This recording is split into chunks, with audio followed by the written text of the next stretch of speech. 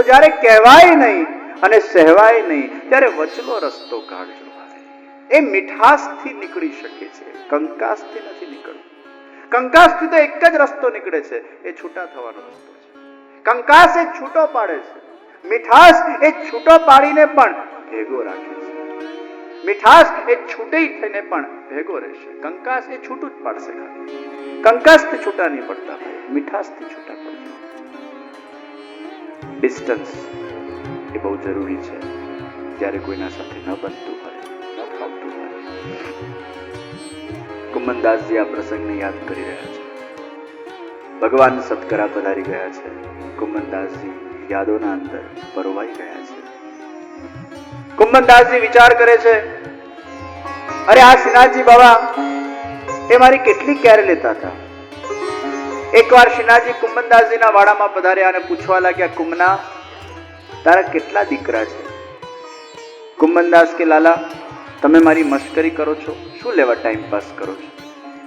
કુમનદાસજીને કોઈ સંસારિક વસ્તુઓ બહુ ગમતી નથી. લાલા મારો એક પણ પુત્ર નથી. જુઠ્ઠા, મેં તો સાંભળ્યું તારા 6 પુત્ર છે ને 7મા ગુડ ન્યૂઝ આવવાના છે, અને તું કે છે એક પણ પુત્ર નથી. અરે લાલા મારા બધા પુત્ર એ મારી પત્ની પર ગયા છે, એક કે મારા જેવો નીકળ્યો નથી.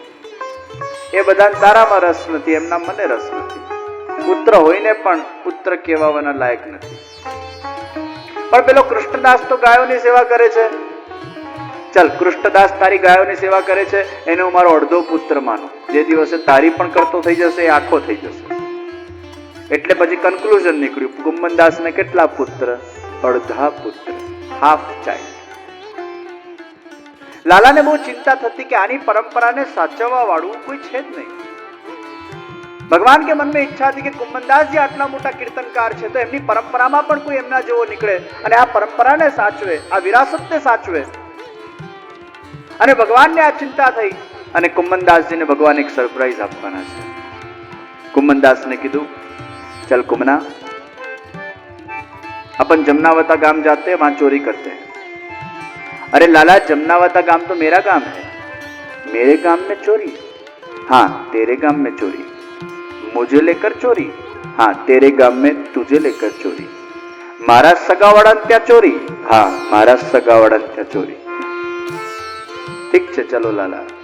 लाला एमना स्कंद पर विराजमान थया. 2-4 सखाओने साथे लीधा અને લાલા પધાર્યા છે જમનાવતા ગામમાં. એક ઘર હોય છે એ ખુલ્લું હોય છે. જે દિવસે ચોરી થવાની હોય એ દિવસે ઘણીવાર ઘર ખુલ્લું મુકાઈ જાય. આવા કોઇન્સિડન્સીસ ઘણીવાર થતા હોય. ઘર ખુલ્લું મુકાયું છે અને કોઈ ઘરમાં છે નહીં. લાલાએ 3-4 સખાઓને કીધું, ફિલ્ડિંગ સેટ કરી. એક બારી પર, એક પાછળની બારી પર, એક આગળના ડોર પર બધાને ધ્વજા આપી. કોઈ પણ દૂરથી આવતું દેખાય ધ્વજા ઊંચી કરવાની એટલે બધા ભાગી જઈશું. કુમનદાસ સાથે લાલા અંદર પધાર્યા. ઉપર પેલી દોણી લટકેલી છે અને દોણી ફોડવામાં લાલા ખૂબ એક્સપર્ટ છે. એ દોણી એટલી બધી ઊંચી છે કે એમને પહોંચી શકાય એમ નથી. કુમનદાસજી ટેબલ લાવ્યા. ટેબલના ઉપર લાલા ચડ્યા. એ ટેબલ પોતાનું બેલેન્સ ચૂકી રહ્યું છે. कुमनदासजी स्ट्रॉन्ग टेबल ने पकड़ी. लाला तुम अपना काम करो, मैं ये चोरी में तुम्हारा साथ देता हूँ, मैं भी तुम्हारे साथ चोर जैसा ही हूँ. ये टेबल पकड़ीने લાલાને સાથ આપે છે અને આ રીતે જ્યારે લાલા ધોણીને ફોડવા માટેના પુરુષાર્થ કરે છે. લાલા બહુ એક્સપર્ટ છે. એટલે જન્માષ્ટમી આવે ત્યારે મુંબઈના અંદર ઊંચી ઊંચી દોણીઓ લટકાવવામાં આવે અને પછી એક પછી એક બધા ઉપર ચડવા લાગે. પાણી રેડવામાં આવે, પાડવામાં આવે, પાછા ચડે, પાછા પડે. આ રીતે મુંબઈના અંદર ખૂબ સુંદર રીતે કાર્યક્રમ થતા હોય. માખણ સુધી હાથ પહોંચી ગયો. માખણને પણ છોડવું નથી અને ધોતિયું નીકળે એવું કરવું નથી. કહી પણ ન શકાય, સહી પણ ન શકાય.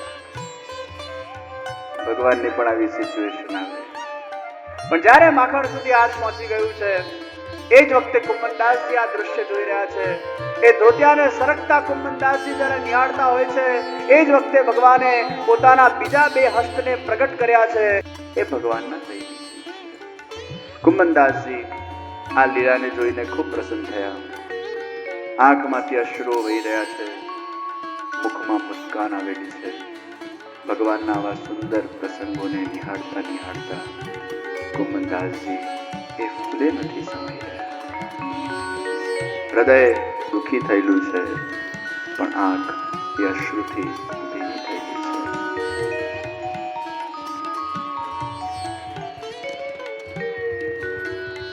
ભગવાનના સુંદર પ્રસંગોને યાદ કરતા કરતા કુમનદાસજી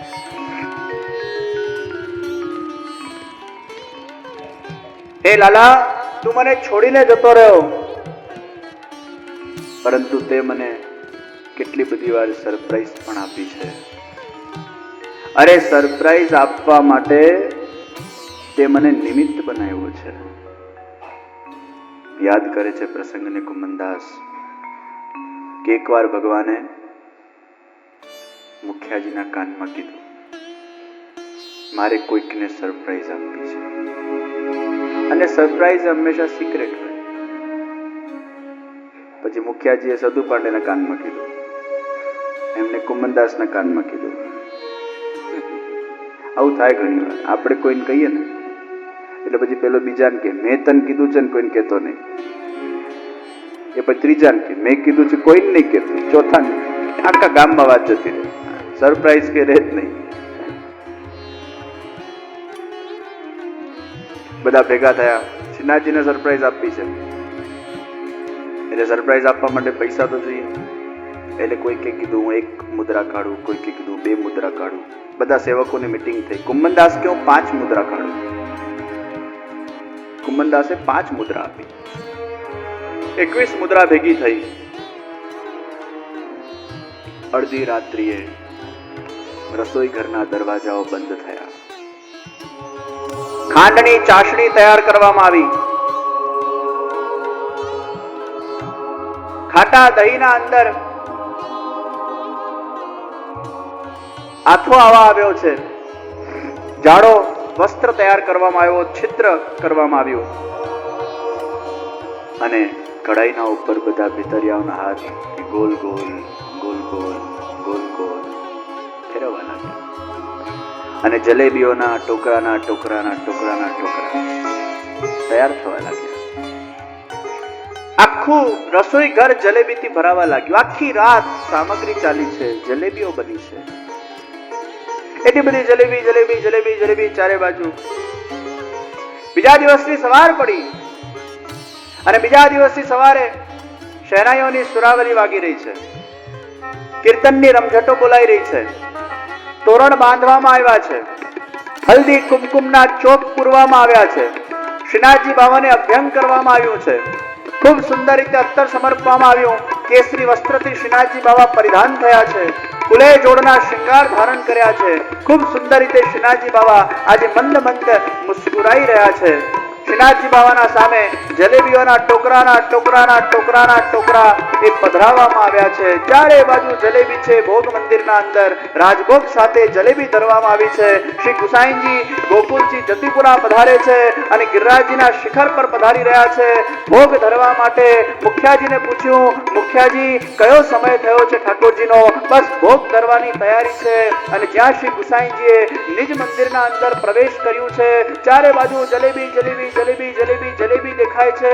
એકદમ આશ્ચર્યચકિત થઈ ગયા ગુસાઈજી, આટલી બધી જલેબીઓ કઈ ખુશીમાં બનાવી છે? ત્યારે મુખિયાજી બોલ્યા, આજે શ્રીનાથજી બાવા આપનો હેપી બર્થડે એ જલેબી આરોગીને ઉજવી રહ્યા છે. આજે આપના જન્મ દિવસને ભગવાન જલેબી આરોગીને ઉજવી રહ્યા છે. ભગવાને પોતે જલેબીઓ કરાવી છે આ ગુસાઈજીને સરપ્રાઈઝ આપવા માટે. ગુસાઈજીના હાથમાંથી અશ્રુની ધારા વહેવા લાગી.